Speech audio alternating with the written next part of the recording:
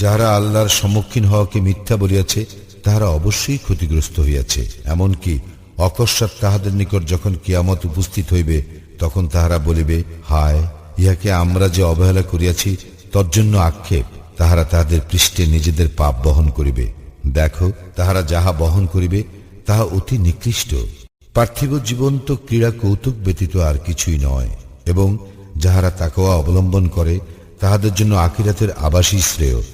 তোমরা কি অনুধাবন করো না? আমি অবশ্যই জানি যে তাহারা যাহা বলে তাহা তোমাকে নিশ্চিতই কষ্ট দেয়, কিন্তু তাহারা তোমাকে তো মিথ্যাবাদী বলে না, বরং জালিমরা আল্লাহর আয়াতকে অস্বীকার করে।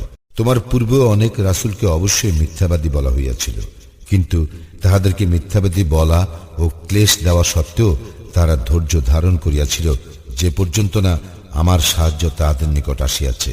আল্লাহর আদেশ কেহ পরিবর্তন করিতে পারে না। রাসূলগণের সম্বন্ধেও কিছু সংবাদ তো তোমার নিকট আসিয়াছে। যদি তাহাদের উপেক্ষা তোমার নিকট কষ্টকর হয় তবে পারিলে ভূগর্ভে সুড়ঙ্গ অথবা আকাশের সোপান অন্বেষণ করো এবং তাহাদের নিকট কোনো নিদর্শন আনো। আল্লাহ ইচ্ছা করিলে তাহাদের সকলকে অবশ্যই সৎপথে একত্র করিতেন। সুতরাং তুমি মূর্খদের অন্তর্ভুক্ত হইও না।